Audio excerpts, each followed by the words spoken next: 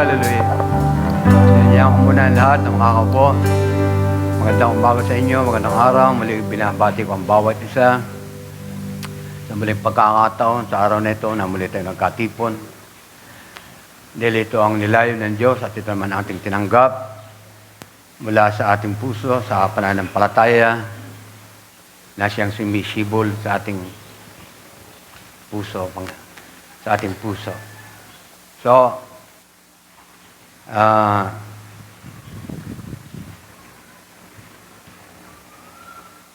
tayo dadako sa pagpapahayag na maikling pagpapahayag ng Panginoon sa pag-aaral. Nais ko munang batiin ang mga taga-buhay, Brother Jolie. Ako'y may kagalakan, natutuwa sa kanyang pamilya. Minsan, talagang ganun. Merong mga bagay na hindi natin alam kung anong magdadaang mga araw. Pero naniniwala ako kung ang pagtawag ng Panginoon, meron man itong magdaang mga kung ano ang mararanasan ng bawat isa, hindi natin mahadlangan ang nilayo ng Panginoon para sa atin. Dahil may itinalaga ang Diyos para sa atin sa bawat pinilit at tinawag niya. So, ang masasabi ko, kaya narito tayo, dahil alam ko na ang biyaya ng Panginoon, simula nang tanggapin natin ito'y magdadala sa atin, maghahatid sa atin kung anumang bagay ang inihanda ng Diyos para sa atin. Kaya, nais kong mag-umpisa kagad sa araw na ito, sa pag-aaral. Sister Ann, pakikita mo muna bago tayo ang tatalakayin natin sa araw na ito. Ito ang ibinigay sa akin, inspirasyon sa araw na ito. The born again experience o sa ating mga salita ng maranasan natin ang kapanganakan sa espiritual. So, balikan natin ito, pag-usapan natin ito para mas lalong higit mas higit tayong ma-revive. Last Thursday, naganap ang bautismo muli sa aking manugang, 2. So natutuwa ako dahil dumating din ang panahon. Dumating ang tamang panahon na sila ay nabautismuhan. Dahil alam natin, ang bautismo sa tubig ay ito'y require ng Panginoon sa atin. Amen ba, mga kapatid? So, lahat ng tayo na bautismuhan dito, muli nating pag-usapan ito. Amen ba, mga kapatid? Pakita mo ang nating pag-uusapan bago tayo dumako sa panalangin.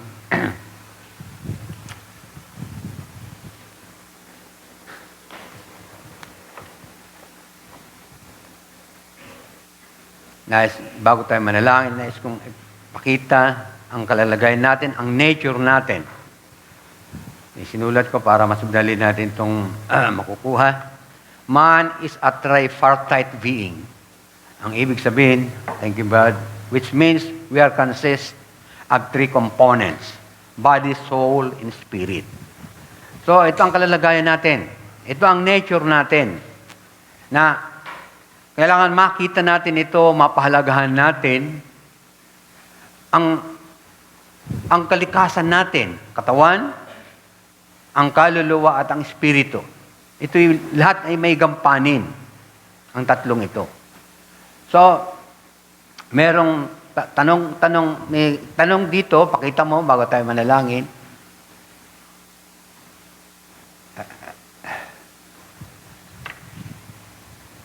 How can we have a soul that is not wicked? How can we have an eternal life? Alam natin na tayo hindi naging mabuti.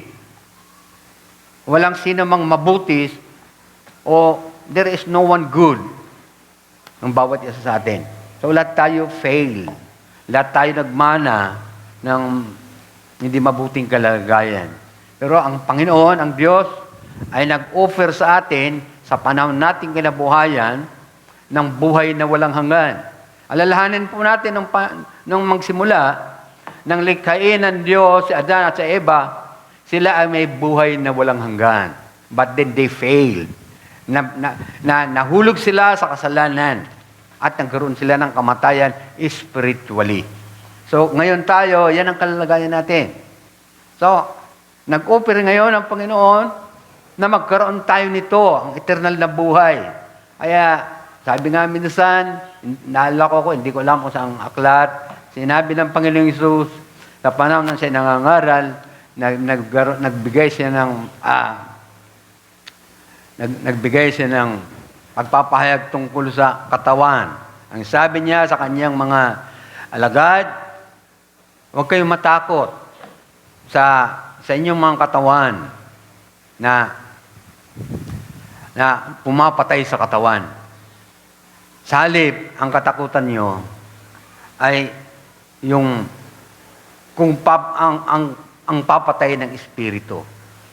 So, iyon ay binigay ng Panginoon na huwag tayong matakot sa kamatayan ng ating katawan. So, yun ay ina-address niya lamang sa kanyang mga hinirang, sa kanyang mga alagad. Sa halip, ay ang katakutan natin ay ang pumapatay ng kaluluwa. So, napakahalaga po ng ating kaluluwa. Mawala man ang ating katawan, umalis man tayo sa ating katawang ito, ang ating kaluluwa ay merong tamang lugar na inihanda ang Diyos na ating mapupuntahan. So, yun ang sinasabing eternal life. Tuloy mo kapatid, bago tayo manalangin. Wala na ba?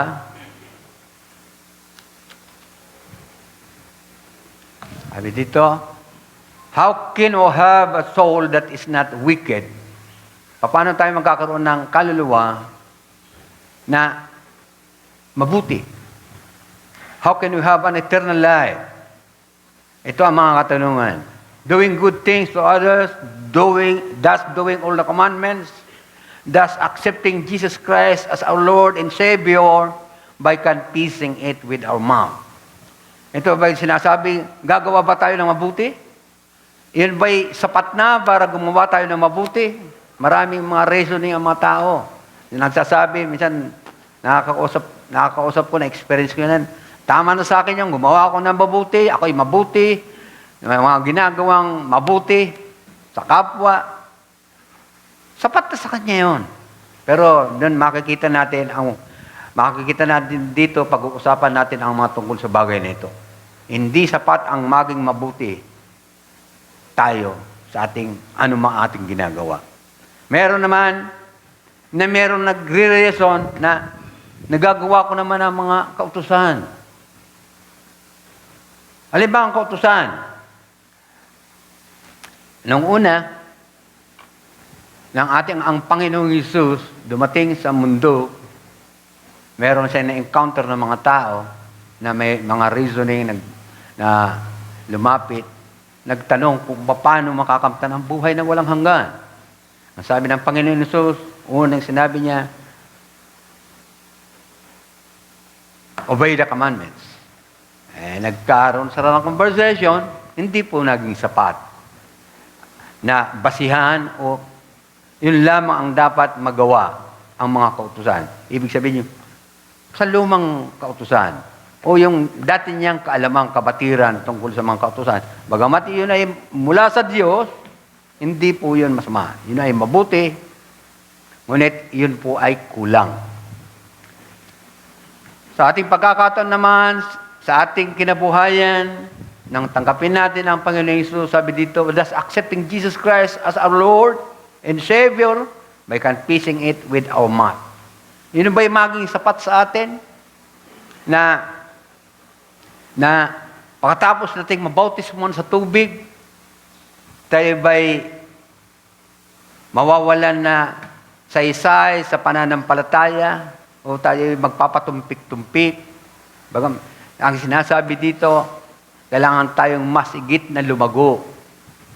Lumago tayo sa pananampalataya na kumbaga isang puno na nagsimula ka sa binhi, nagkaroon ng trunk, nagkaroon ng twigs, hanggang sa lumaki ang isang puno, at ito kailangan mamunga. Dahil ang punong kahoy na namumungang punong kahoy na nagsimula sa binhi, ito ay tutubo at hanggang dumating ang pagkakataon ng paglago. So, yun ang kinakailangan po natin, mga kapatid. Hindi yung basta na lang na nabautismon tayo sa tubig, well, okay na ako.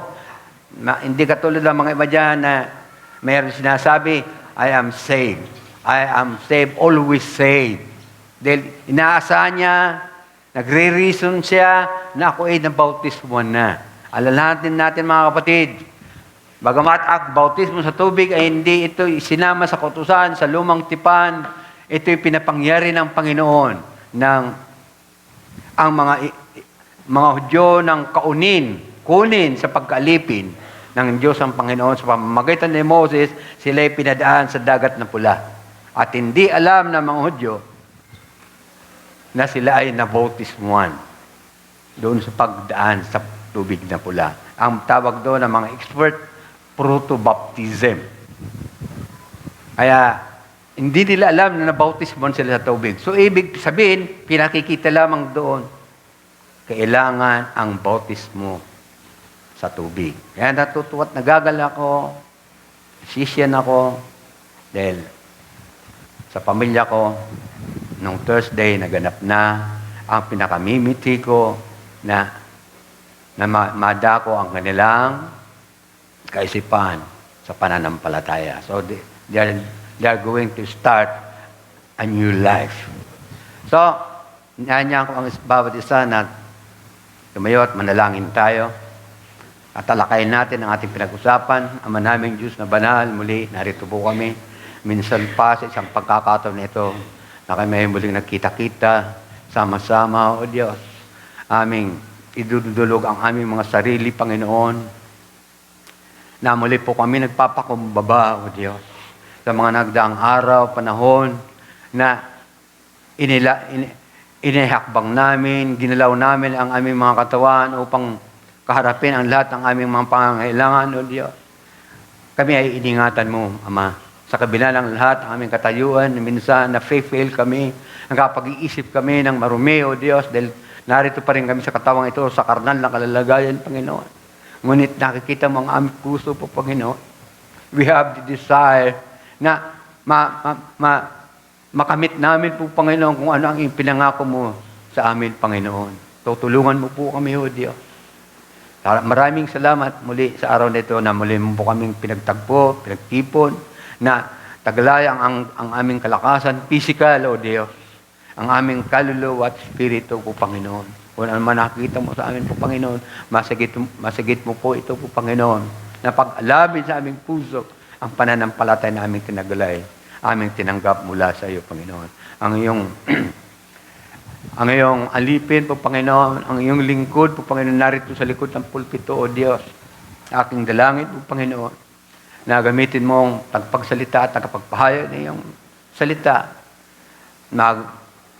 At tulungan po, Panginoon, na kami ay sama-sama na masigit naming maintindihan ang aming tatalakayin at ito'y magsisilbing kapakinabangan, kagalakan sa aming mararanasan muli sa araw nito, O Diyos. Aming pinagkakatiwala sa iyong lubos ang araw nito. Aking hiling ang gawain ito na basbasan mo po bawat salita na mahayag ngayon sa araw nito, O Diyos. Marami pong salamat aming tinataas ang papurit pagsamba sa iyong dakilang pangalan. In Jesus Christ's name. Amen. Palakpakan natin ang Panginoon. Thank you, Lord.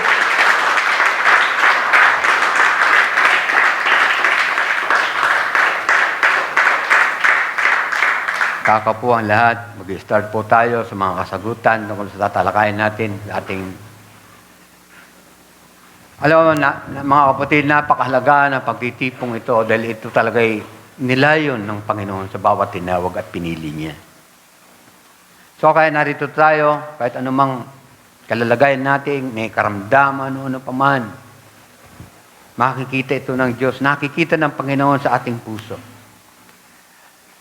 Hayaan nyo muna na mag-umpisa tayo kung ano ba talaga ang mga bagay na ihinala ng Panginoon. In Revelation chapter 20, verse 6 and up to 14. Tingnan natin ito, sabi sa Revelation. Mapalad at banal ang makalakip sa unang pagkabuhay na maguli.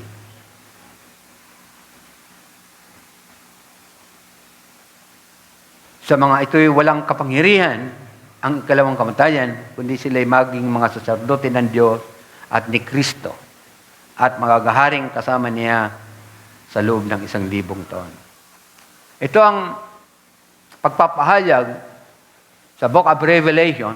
Ito'y nasa huli na event na after magkaroon ng rapture, after na dumating ang ating Panginoong Hesus na sasalubong sa Kanya, ang Kanyang mga hiniran, ay magkakaroon ng paghahari ang Panginoon sa loob ng 1,000 taon. Pero sabi dito, mapalad at banal ang makalakip sa unang pagkabuhay na maguli. Alam natin ito na bago sumalubong sa ating Panginoong Hesus na ang Kanyang mga hinirang, kailangan ito magkaroon ng pagpapalit ng katawan, yung glorified body. Yung mga namatay sa Kanya, mabubuhay, at para magkaroon ng katawang maluluwalhati. Alam natin ito, lagi natin ito napag-uusapan. At kung maganap na ang 1,000 taon si Satanas ay kakalagan sa kanyang bilangguan. Ituloy mo. Alam natin yan. Verse 9, tuloy mo na lang. Verse 9, yan. At ang diablo na dumaya sa kanila ay binulid sa dagat-dagatang apoy at asupri na kinaroonan din naman ng hayop at ng bulang propeta at sila ay pahirapan araw at gabi magpakailan-kailanman. So ito ang magaganap. Hindi na natin masyadong talakayin ito dahil ito talaga ang pinakadulo na mangyayari. Ang unang ibabulid doon, isusugba sa dagat-dagatang apoy, ang unang makita natin doon ang diablo. At sa mga wicked soul, sa mga taong hindi tumanggap, hindi nagpatuloy ng pananampalataya, makakasama, mararanasan ang kamatayang walang hanggan o ang kahirapang walang hanggan. Dito nakalaan ang bawat hindi makakapasa. So, hindi na natin masyadong kasapin ito. Ituloy mo. At nakita ko ang isang malaking lukluk, ang maputi at ang nakalukluk doon na sa kanyang harapan, ang lupa at ang langit ay tumakas at walang nasumpungang kalagayan nila. Tuloy mo na lang, ito yung pinakitang vision ni John. At nakita ko ang mga patay, malaki at maliit na nangangatayo sa harapan ng luklukan at nangabuksan ang mga aklat at nabuksan ang ibang aklat na siyang aklat ng buhay. At ang mga patay ay natulan ayon sa mga bagay na nasa sulat, sa mga aklat ayon sa kanilang mga gawa. Ibalik muli, tatalakayin natin ng konti. Ito yung pinakita kay John na yung araw na ito yung sinasabi na isang araw na magaganap na haharap ang bawat isa. Hindi po yung bride. Yung mga hindi na rapture, sila po ay aharap sa hukuman ng Panginoon. Na titingnan ang record. Kung ikaw bagay nakasulat sa aklat ng buhay, magkakamit ka ng buhay na walang hanggan. Tuloy mo lang, kapatid. Hindi natin masyadong talakay ito. Baka matakot ang bawat isa. At ang kamatayan at ang Hades ay binulid sa dagat-dagatang apoy. Ito ang ikalawang kamatayan, sa mga tuwid ay ang dagat-dagatang apoy. So, this is the second death. So, ibig sabihin, kung tayo ay mamatay sa physical na katawang ito, kung hindi natin mapagtatagumpayan ang pananampalataya na ating tinanggap. Ito ang pangalawang kamatayan. The second death ng ating kaluluwa. At ito'y magaganap ang kahirapang ito sa dagat-dagatang apoy. Ito ang ikalawang kamatayan. Ang ibig sabihin ng kamatayan tungkol sa bagay ito na sinasabi dito, yung total separation from God. Yung hiwalay tayo sa Diyos. Mabuti sana kung katulad ng kamatayan ng physical na wala na tayong kamalayan, ngunit ang kamatayan ito, ang ibig sabihin ito, walang hanggang, walang katapusang paghihirap sa dagat-dagatang apoy. Na pinapahayag ng kasulatang ito. So, dumako tayo sa Ezekiel 18, chapter 18, verse 4. Narito, lahat ng kaluluwa ay akin, kung paano ang kaluluwa ng Ama, gayon din ang kaluluwa ng anak ay akin. Ang kaluluwa na nagkakasala ay mamamatay. So, ito ang warning ng kasulatan. After, alimbawa, kung tayo mawawala na sa ating physical na ito ang pinatutungkulan dito, yung second death, ang ikalawang kamatayan. Na mabuti sana nga kung hindi natin mamamalayan ang kamatayan ito. Ngunit ang second death, ang ikalawang kamatayan, ay ito'y walang katapusang paghihirap. Nakakatakot, di ba, mga kapatid? So, hindi ito biro, mga kapatid.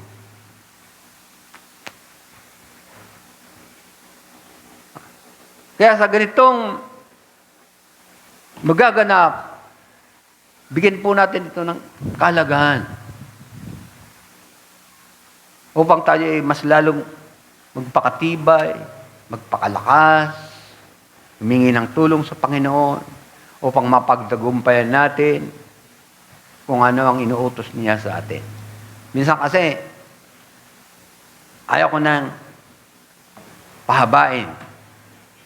Tayo nakakabatid sa bawat isa sa atin. Ano man ang mga naging nararamdaman natin, ano man pinanghihinaan tayo, manalangin tayong palagi sa Panginoon. Dahil wala namang hindi pinanghihinaan dito. Lahat na natin nakakaranas tayo dito. Ang ano ko lang, ang nais ng Panginoon, magpatuloy tayo. Kung hindi mo kayang tumakbo, kung medyo may rayuman na tayo, dandahan. Makarating lang tayo doon.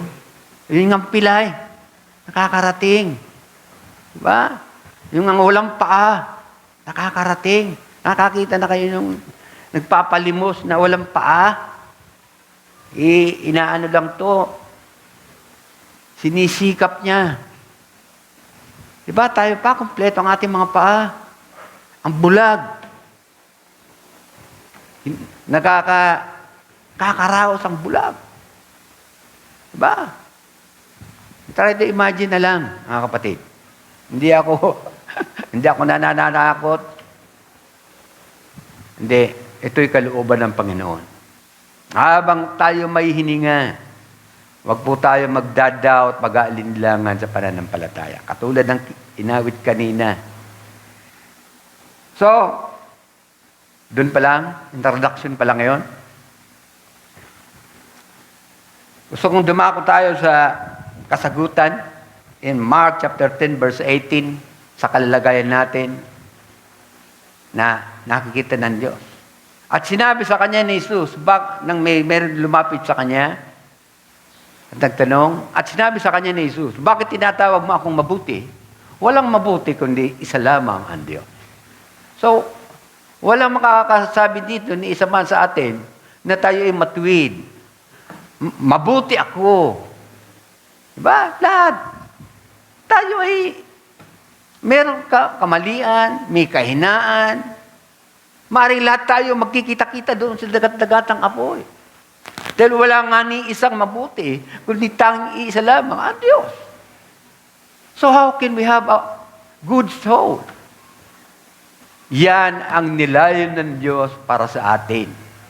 Inuhubog tayo, tinuturuan tayo, na huwag tayong panghinaan sa kabila ng lahat kung anuman ang ating nararanasan sa buhay.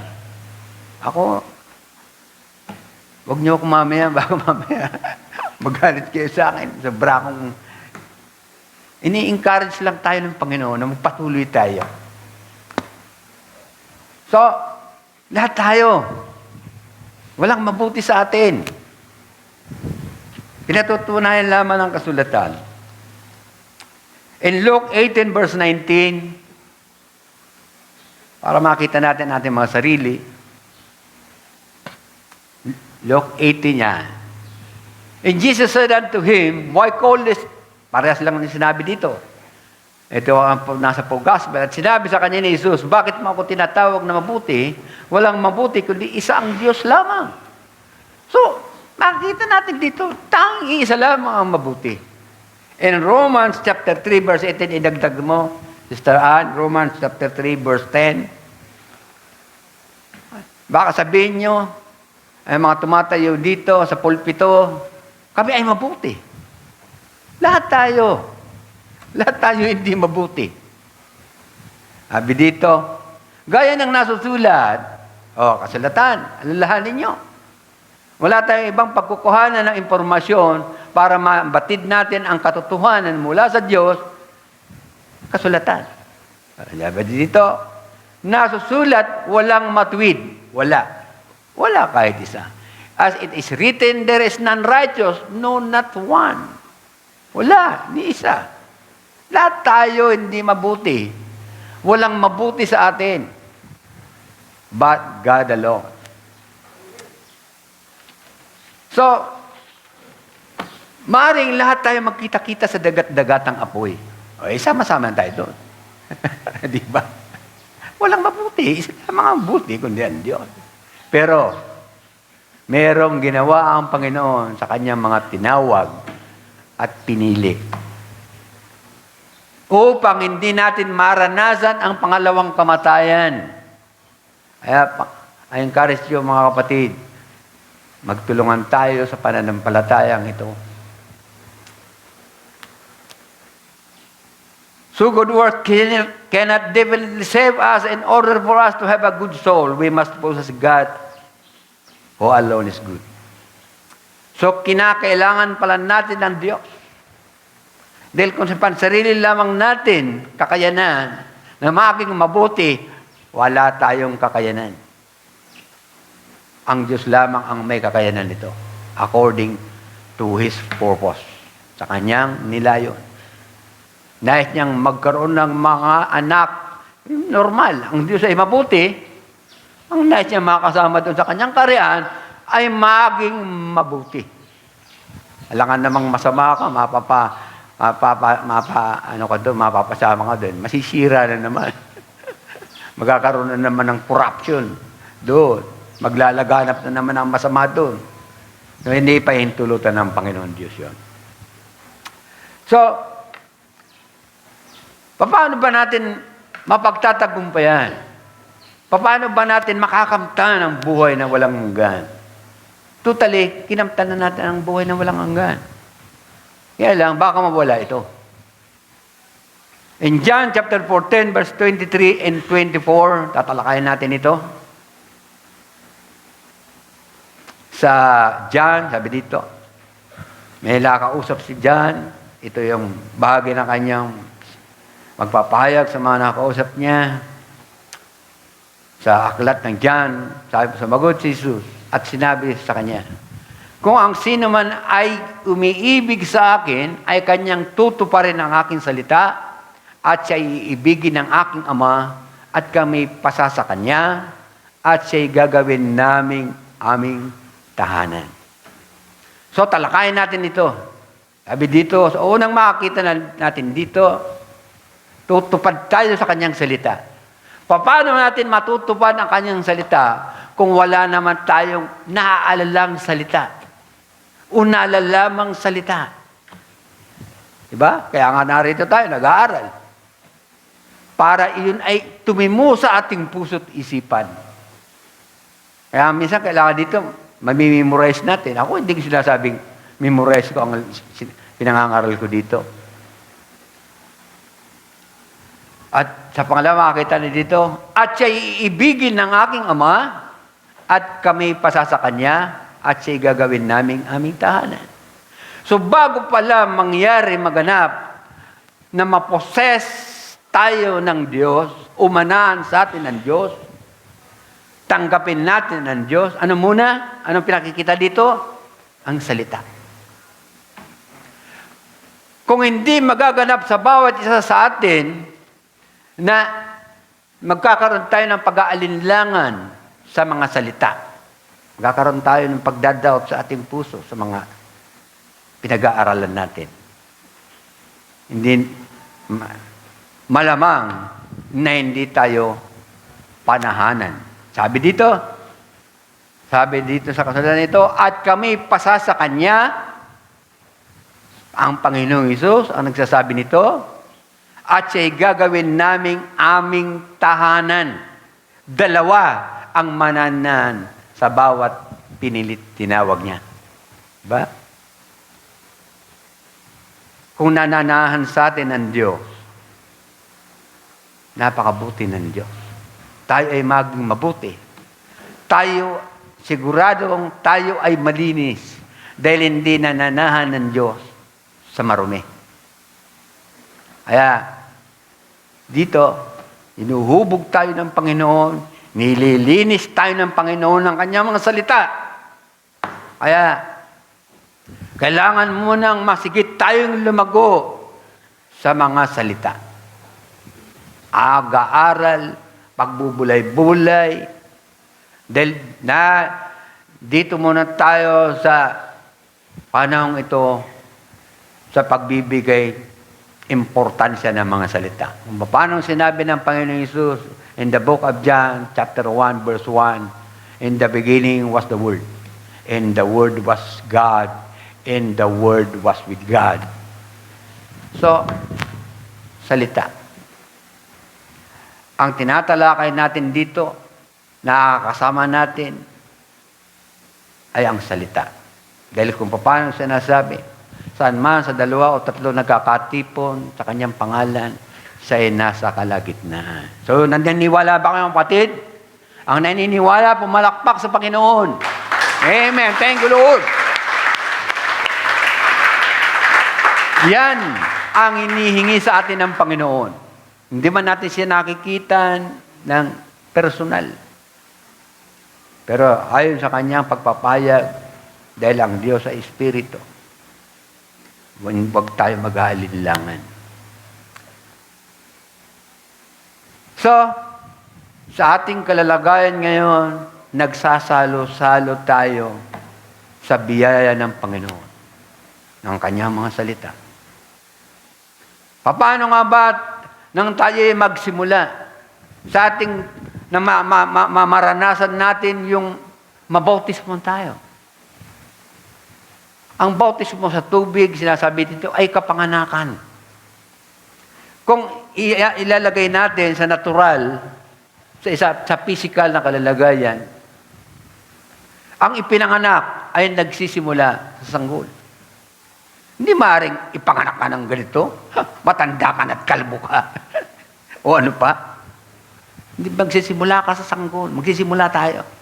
So ano ba pagkain ng bagong ipinanganak? Lagay mo sa natural, gatas. Di ba? So, ganun yun ang kalalagayan natin. Tayo mga bagong ipinanganak. Bagamat matagal-tagal na rin tayo, naroon pa rin tayo sa stage na yon. Kumakain pa rin tayo ng tamang nutrients, yung tamang pagkain natin. Kung ang sanggol, pakakainin natin ng matigas, hindi kakainin yan. Normal gusto niyang gatas. Iba-iba ang katayuan natin sa pananampalataya. Maaring ako ay kumakain ng matigas o kayo naman ay lugaw, pwede na sa lugaw. O pwede na sa hanggang gatas pa lamang. Pero ang sabi naman sa kasulatan, ang nahuhuli ay may nauna at may mga nahuhuling, may nauunang nahuhuli. So, Pantay lang tayo dito. Kung ano man ang ating gagalapin sa ating sarili, sa pananampalataya. So kaya, baka isipin ng iba na, ako, hindi ako masyadong nag-a-attend o kasi ganito ako. Wag po kayong manliit. Wag po tayong mahabag sa ating sarili. Dahil ang biyaya ng Panginoon, parehas lang ating tinanggap mula sa Panginoon. Ang nais lang ng Panginoon, ngayon nagkatipon tayo, masigit tayong magpalakasan. Di ba mga kapatid? Yun ang nais ng Panginoon. Huwag po kayong mag-iisip na, ay, kakaya naman. Ngayon lang ako nakatid, ilang buwan. Huwag pong ganoon. Pasalamat pa rin tayo sa biyaya ng Panginoon. Dahil ang Diyos pa rin ang nagkukontrol sa atin. Amen ba mga kapatid? Ano ba tayo? Ayan, sabi dito, at narito may mga huling maging una at may mga unang maging huli. So, kaya ang Panginoon, balanse ang Panginoon. Hindi siya na mabuti ito, si lahat tayo pantay-pantay. Sabi nga niya, sa isang mayaman, mahirap ang mayaman na pagharian ng Diyos. So, mapalad tayo mga hindi mayaman. Ako, hindi naman ako mayaman, di ba? Mapalad tayo mga ganito. Di ba? Mabuti nga, meron kami sakyan. Dahil kung wala akong sakyan, wala akong mga sakyan dito, paano makakapunta sa kampo? Paano masusundo si Brother Jolie? Di ba? Pinintulot ng Panginoon yan. Yan ay mga pangangailangan din natin. So, naiintindihan niyo siguro to. Ito yung pag-aaral. Bible study tayo. So, nagsimula tayo sa bautismo. In Matthew chapter 3, verse 11, ang salita ng Diyos ay kailangan ito matupad sa bawat isa atin. Sabi dito, in Matthew chapter 3, verse 11, sa katotohanan ay binabautismuhan ko kayo sa tubig sa pagsisisi, datapwat ang dumarating sa hulihan ko ay lalong makapangyarihan kaysa akin, na hindi ako dapat magdala ng kanyang pangyapak, siyang sa inyo'y magbabautismo sa Espiritu Santo at apoy. Kailan ba ito naganap? This is the first stage. So in the book of Matthew, nang lumitaw si John the Baptist, nataglay ang espiritu ni Prophet Elijah, doon ipinahayag ang unang hakbang sa kaligtasan. Ano pat yung bautismo sa tubig? Sabi niya dito, nang siya ay nagbabautismo, binabautismohan ko kayo sa tubig sa pagsisisi, datapat ang dumarating sa hulihan ko ay lalong makapangyarihan kaysa akin. Hindi ako dapat magdala sa kanyang pangyapak, siya ang sa inyo yung magbabautismo sa Espiritu Santo at ng apoy. Yun ang sinasabi kanina na kailangan tayong panahanan. Yung bautismo sa tubig, yun ay tanda ng pagpapatawad ng kasalanan at yun ang ginanap natin sa ating mga sarili, ang pagsisihan natin ang ating mga naging kalikuan sa buhay. So pinatawad tayo mga kapatid. Pero masigit nating pagsumikapan tayo ang panahanan ng Espiritu. So kaya, idinugtong dito, siya ang sa inyo yung magbabautismo sa Espiritu. So kinakailangan panahanan tayo ng Espiritu ng Diyos. Yun ang sinasabi ng Panginoong Hesus. Nais niyang panahanan, gawing tahanan tayo. Pero tayo ay nabubuhay ngayon sa salita. Wino-work out natin ang pananampalataya sa pagbibigay kahalagaan ng mga salita. Dahil kung hindi natin pinapahalagaan ang mga salita, wala tayo dito. Kung salita ko lamang, hindi kayo tatagal. Di ba? Hindi nyo pagtsatsagaan. Baka mamaya, nasihip ko pa, makasipa pa ako niya. Sige, istorbo ka sa akin. Di ba? Pero ang pinapahalagaan natin ay ang salita ng Diyos. Kaya narito tayo. So, yun ang unang hakbang, the first stage, upang makamit natin, upang tayo ay panahanan ng Espiritu ng Diyos. So, yan ay clue. Yun ang nais ng Diyos na pagsumikapan natin na tayo ay pagpanahanan. So, yun ang counterpart doon sa sinasabi na kailangan panahanan sa John 14. Kung ano mga ulit, balikan mo yung John 14 para makita natin. Yan. Sumagot si Jesus at sinabi sa kanya, kung ang sino man ay umiibig sa akin, ay kanyang tutuparin ang salita. So, ginagawa natin ngayon. At siya'y iibigin ng aking Ama at kami pasa sa kanya at siya'y gagawin namin aming tahanan.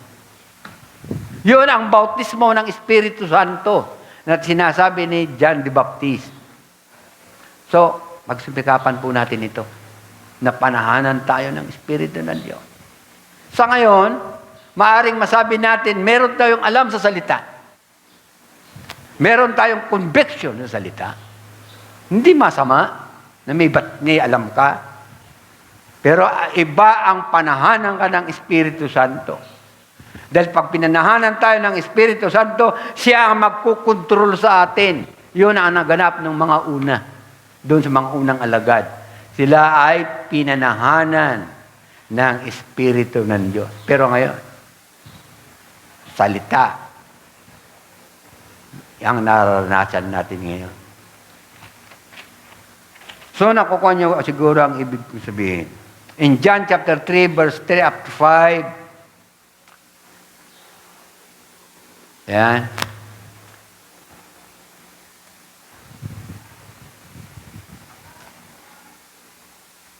John chapter 3, yan. Ayan. Muling may nakausap ang Panginoon. Abi, sumagot si Jesus, katotohanan sinasabi ko sa iyo, maliban ang tao ipanganak ng tubig at ng Espiritu, ay hindi siya makakapasok sa karan ng Diyos. So lahat na tayo ay nabautismuhan sa tubig. Tayo ay nagsisisi. Tayo ay nakabatid sa salita. So, nabautismuhan tayo. Hindi masama. Diba? Pero ang sinasabi dito, sinasabi ko sa iyo, maliban ang tayo ipanganak sa tubig, yung bautismo sa tubig, at ng Espiritu, ay hindi siya makakapasok sa karan ng Diyos. Kailangan pala kumpleto.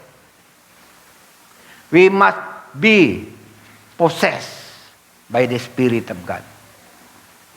Kailangan panahanan tayo ng Espiritu Santo.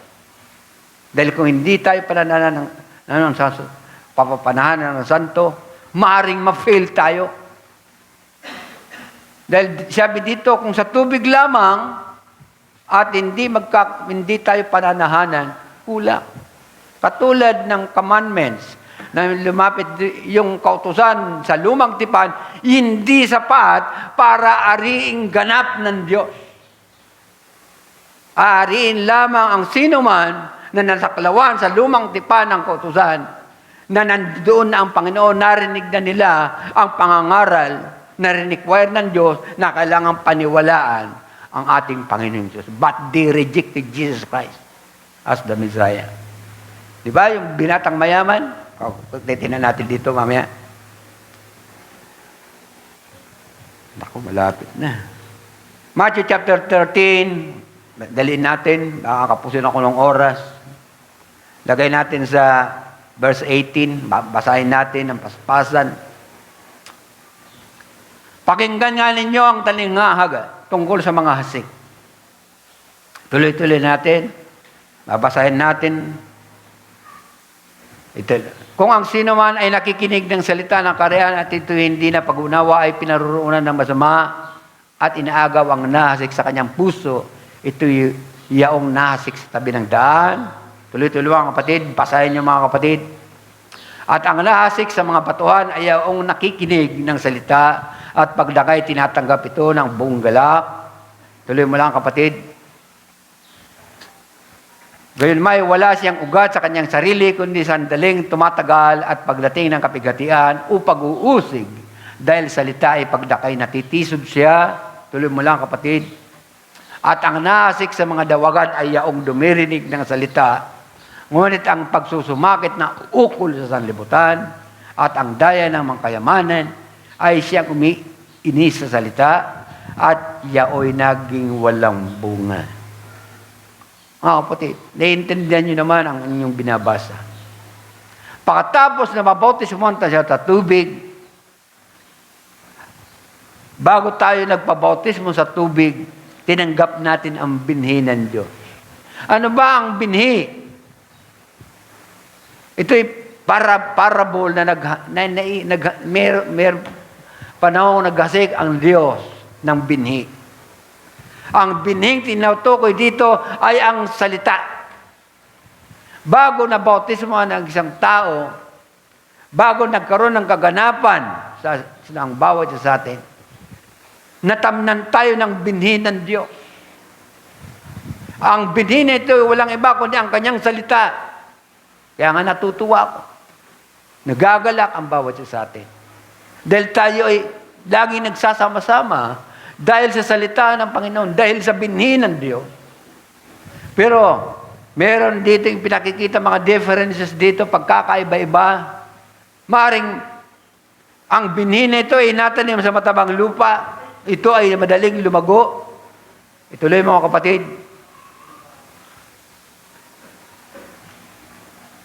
At ang naasik sa mabuting lupa ay siyang dumirinig at nakakaunawa ng salita, na siyang katotohanan nagbubunga, ang ilay tigi 100, ang ilay tiga 60, at ang ilay tigta 30. Pinakikita dito na marami. Ito'y nagbunga, merong naganap sa kanyang pananampalataya.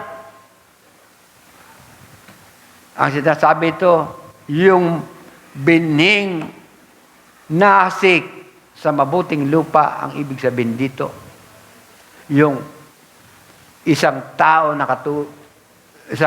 katulad natin na natamnan ng binhi. Ito ay nakaunawa ng salita na siyang katotohanan nagbubunga o lumalago sa pananampalataya. Tuloy mo kapatid. Sinaysay niya sa kanilang ibang talinhaga na sinasabi, ang kaharian ng langit ay tulad sa isang taong naghasik na mabuting binhi sa kanyang bukid. Mga kapatid, bago tayo nagdesisyon sa ating mga sarili, bago tayo maharap, tanggapin ang rine-require ng Diyos na magpabautismo sa tubig, tanda ng paglilinis, kapatawaran ng kasalanan, narinig natin ang salita, naidako natin ang ating sarili sa pakikinig at paniniwala, at nagkaroon tayo ng pagpapahalaga sa salita. Kaya ngayon sa panahon ito na kinakabuhay natin, naroon pa rin tayo sa salita ng Diyos nang siya nagbibigay lakas ng bawat isa sa atin. Dahil kung wala ang salita ng Panginoon, maaaring walang buhay sa atin ngayon, sa spiritual na buhay. Ituloy mga kapatid, wala na yata.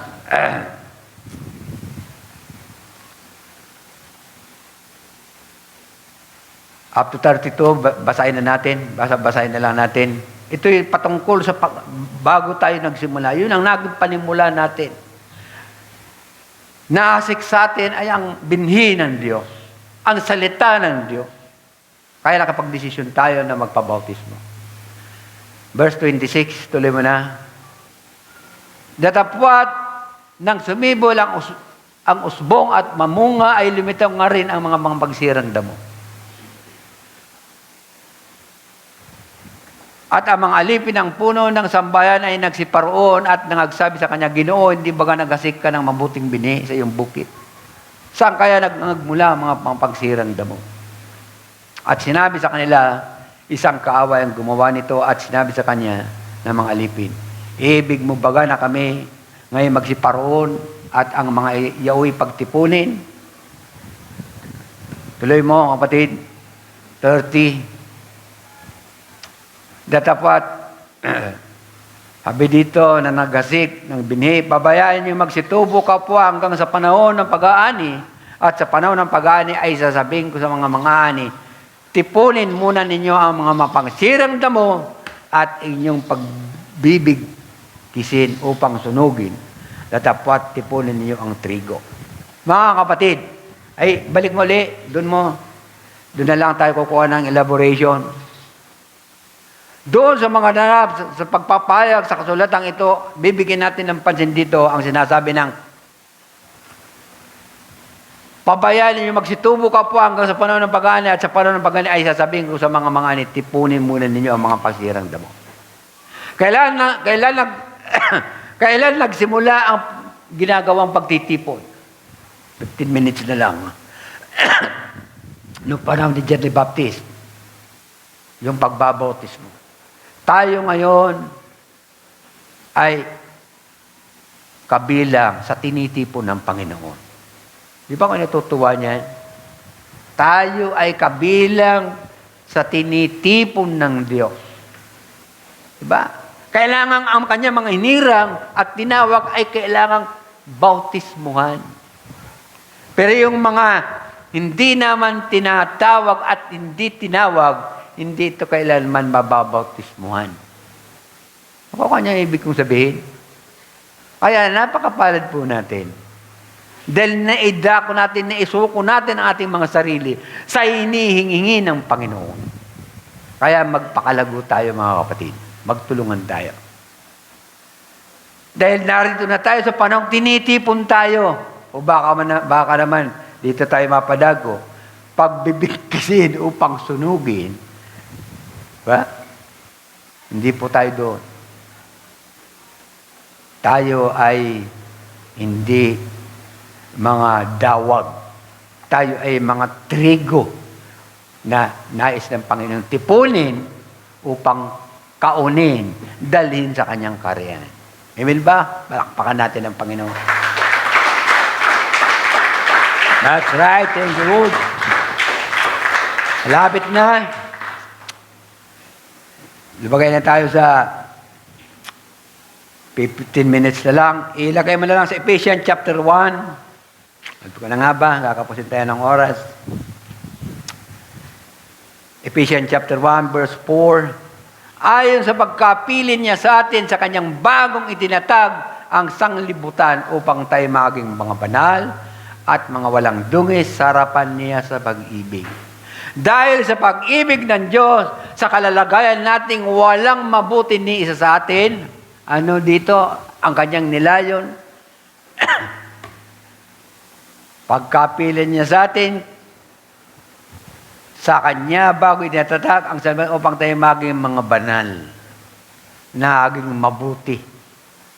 Yun pala, bago pa itinatag ang sanlibutan, tayo na sa kanya ng kaisipan. At nilitaw tayo sa munding babae ito at sa panahon ito para makamtan natin ang nilayo ng Panginoon. Amen mga kapatid? Walang dungis. Pero sa kalalagayan ng unang isilang sa mundo, sa libutan ito, na hindi natin narinig ang salita ng Panginoon,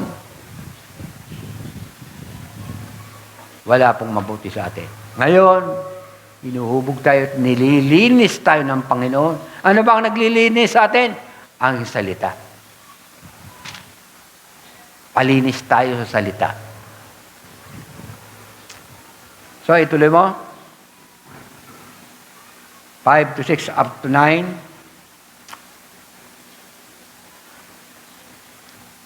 Verse 6.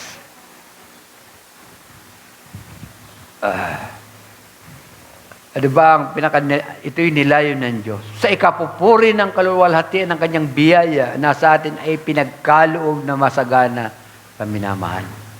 Alam nyo, napakapalad po natin. Sa ikaluluwalhati, ito pinagkaloob niya sa atin upang tayo ay maging karapat-dapat sa Kanya. Tuloy mo, verse 7. Na sa Kanya ay mayroon tayo ng ating katubusan sa pamamagitan ng Kanyang dugo, na kapatawaran ng ating mga kasalanan ayon sa mga kayamanan ng Kanyang biyaya. Tignan niyo mga kapatid, Pinanganak tayo sa mundong ibabaw nito na dati wala naman tayong alam tungkol sa biyaya. Taglay natin ang kasalanan. Alin yung kasalanan? Yung kasalanang naganap doon sa Garden of Eden, kaya doon sa kaiba, yun ay pinatawad niya sa atin. Tayo inilinis ng kanyang dugo para dalhin tayo dito, para i-train tayo ng Diyos. Ito ay training ngayon. Training ground natin ito. Inuhubog tayo, tinuturuan tayo ng Panginoon. Para pag tama na tayo, kumbaga sa sundalo, pitid ka na para dalhin ka sa labanan. Dadalhin ka sa giyera. Amen ba? Verse 8. Na pinasaganan niya sa atin sa buong karunungan at katalinuhan. Yan yung mga kapatid. Pinasasaganan tayo sa kaalaman. Kaya kailangan magkaroon tayo ng kaalaman. Kahit isa, dalawa o tatlo, natatayuan mo, paninindigan mo. Ito ang sinasampalatayan ko. Na ang anak ng Diyos na walang iba kundi ang Panginoong Hesus. Hindi katulad ng iba dyan na sinasabi, si Jesucristo ay tao lamang. May iba-ibang paniniwala. Kaya siguro nakukuha niya ibig kong sabihin. Verse 9. Na ipinakikilala niya sa atin ang hiwaga ng kanyang kalooban ayon sa kanyang minagaling na ipinasiya niya sa kanya rin. So, hindi pala ipagkakait ng Diyos ang mga hiwaga na hindi naiintindihan sa labas. Katulad ng ibang, alam niyo yan, may iba-ibang kaparaanan ng pananambahan sa Diyos. May nagsasamba sa mga rebulto. Di ba't ayaw ng Diyos yan? Yun hiwaga sa kanila, pero sa atin nahahayag sa atin. At lalong pinasasagana ang pagpapahayag ng Diyos sa atin. Upang may dala tayo, maidakot tayo sa tama na katayuan sa pananampalataya. 1 Peter chapter 1, dito tayo magtatapos. Sa verse na ito, sa chapter na ito, 1 Peter, ayon sa paunang kalaman ng Diyos sa pagpapabanal ng Espiritu. Yan yun. Ang nagpapabanal ay ang Espiritu. So kinakailangan pala nating panahanan, maging tahanan ng Diyos. After na mabautisman tayo sa tubig. Upang magsitalima at mangawisikan ang dugo ni Jesucristo, biyaya at kapayapaan nawa ang sa inyo'y sumagana. So, ito'y pinalaganap ang dugo ng Panginoon. Kaya ibig sabihin dito, mangawisikan. Sa panahon ito, tayo nangawisikan tayo ng dugo ng Panginoong Hesus. Tinanggap natin ang kapatawaran dahil sa dugo na dumanak mula doon nang siya maipako sa krus. Ba? Sa paunang kalaman ng Diyos. Kaya tayo hindi tumitigil sa pag-aaral. Tuloy mo kapatid. Verse 3, kung inyong napagkilala na ang Panginoon ay mapagbiyaya. Tuloy. Verse 4, na kayo'y magsilapit sa Kanya ng isang batong buhay na sa katotohanan ay itinakwil ng mga tao na tapat sa Diyos ay hirang malaga. Tignan mga kapatid, sino ba ang nagtakwil? Unang makita natin dito sa history. Nung panahon, ang nagtakwil doon, ang unang nagtakwil ay ang mga Hudyo. Hindi nila pininiwala ang Panginoon. They rejected Jesus Christ as being the Savior and the Messiah. So, at nawisikan tayo. Tumanggap tayo ng biyaya bilang mga hentil na hindi tayo mga Hudyo. Siya ang matatag na pundasyon sa pananampalataya. Ang batong buhay. Iba-iba ko ng ating Panginoon Hesus. Verse 5, kasi malapit na. Tuloy-tuloy mo na. Kayo rin naman na gaya ng mga batong buhay ay natatayong bahay na ukol sa Espiritu upang maging pagkasaserdoting banal upang maghandog ng mga hain sa ukol sa Espiritu na nakalulugod sa Diyos sa pamamagitan ni Jesucristo. So ito ang ating gampanin. Tayo muna ikinakailangan panahanan ng Espiritu ng Diyos para mas magampanan po natin kung anong maging katungkulan natin. Ang maging saserdote ng banal upang magandog ng hain ukol sa Espiritu. Tuloy mo na kapatid. Malapit na kasi. Aawit pa tayo.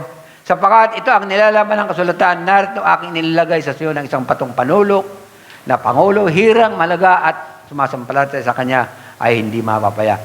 Pag nagagawa po natin yan, pag nagagawa natin na may kalakasan sa ating sarili, hindi tayo mapapaya. Verse 7, sa inyong nangangampalataya sa mahalaga, dapat tapwat sa hindi nangangampalataya ang batong dinakwil na nagsipagtayo ng bahay sa siyang naging Pangulo ng Panulok. Ito'y masyadong malalim. Ang tinutukoy dito, walang iba kundi ating Panginoong Hesus, siya ang katatagan ng pananampalataya ng bawat isa sa atin.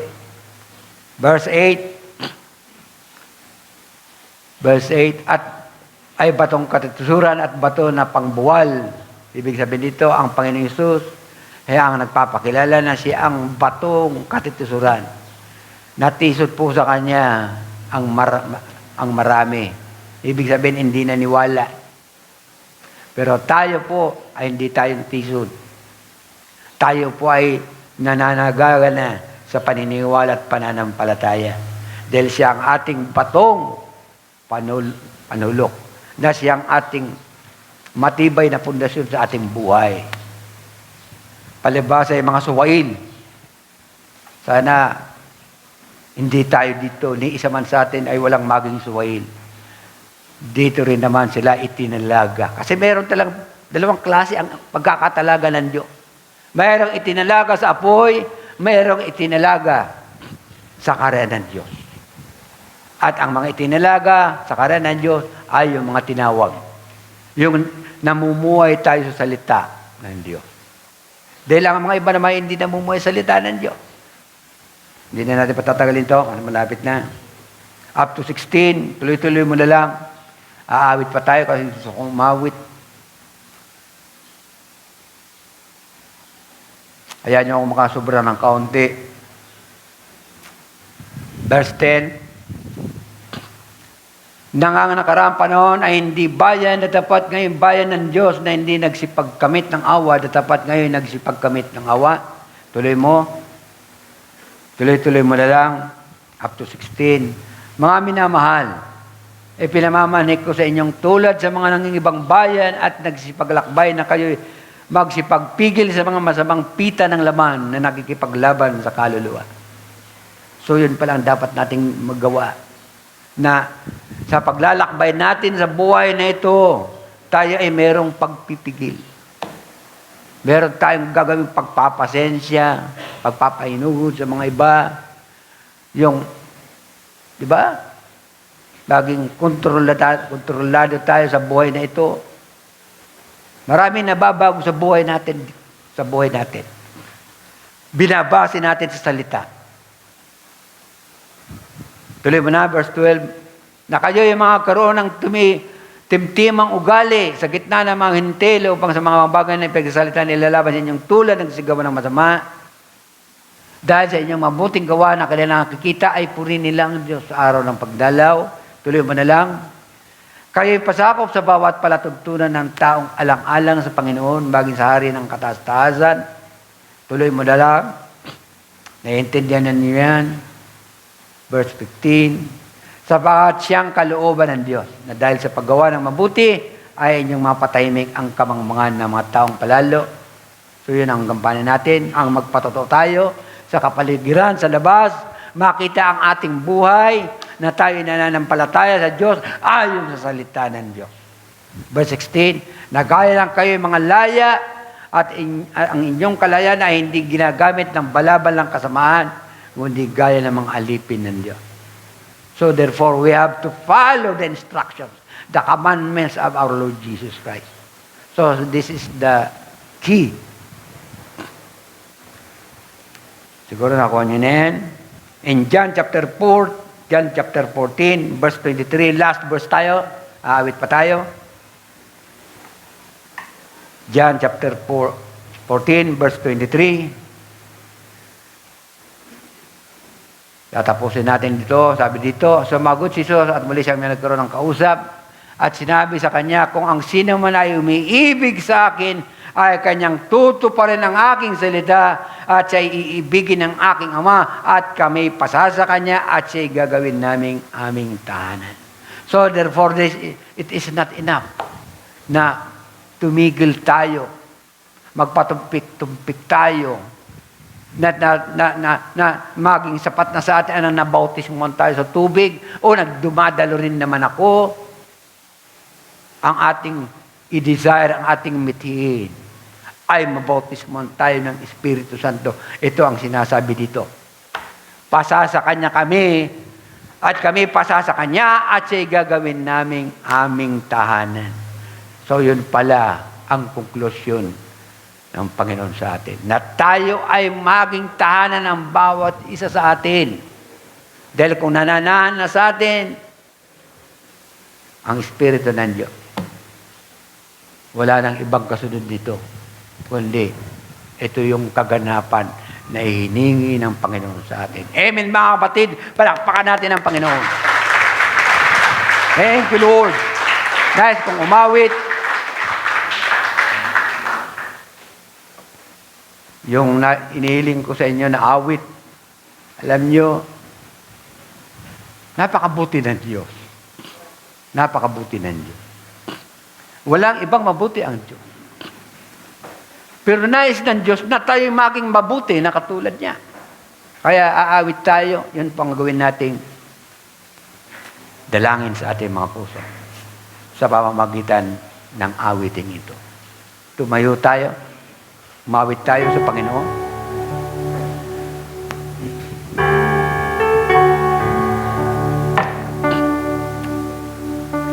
Yes, Lord, hallelujah.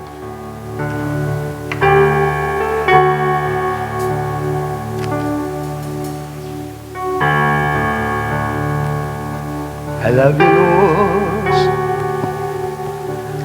I love you, Lord, for your mercy never fails me. All my days I've been held in your hands. From the moment that I wake up until I lay my head, oh, I will sing of the goodness of God. Amen, Lord. And all my life you have been faithful. And all my life you have been so good.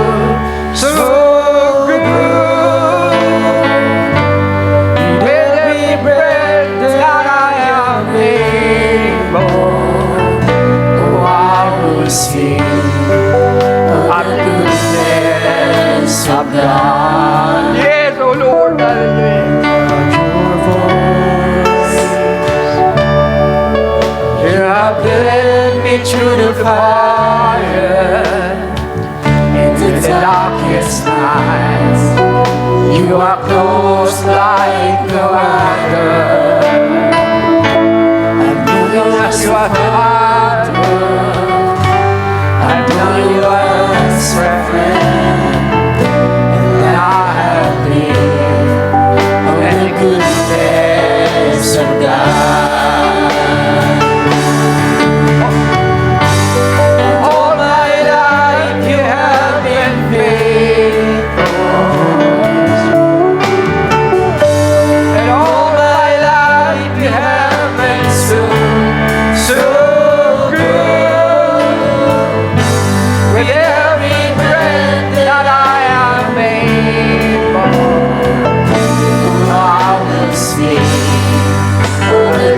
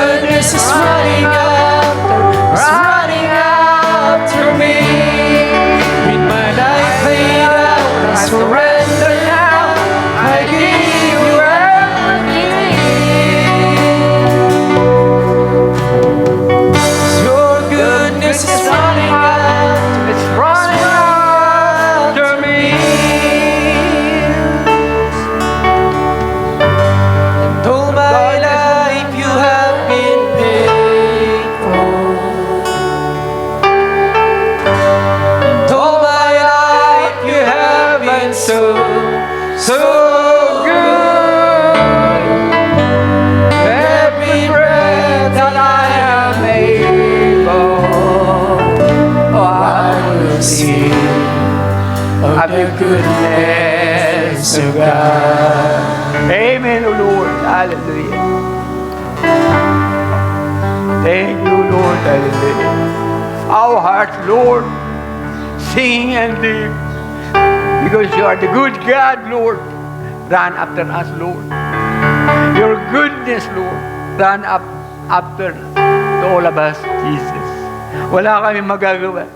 Sabing pagakbang, sabing paglalakbay sa buhay nito. Kung hindi mo po kami sasamahan sa takbuhin ng pananampalatayang ito, Panginoon. Kung wala ang iyong kaputihan, wala po kami magagawa, Panginoon. Lord, we commit to you. We surrender it now to you, Lord, every one of us. Help us, O God. Tulungan mo po ang bawat isa na kami makatakbo, makalakad sa pananampalatayang ito, Lord. Hindi sapat ang mabautismo ng aming tubig. Hindi sapat na kami ay makarinig minsan ng iyong mga salita, kundi kami ay magpatuloy pa. Ama, aming sinusuong muli ang aming mga sarili sa kabila ng lahat ng aming kalalagayang ito mahina.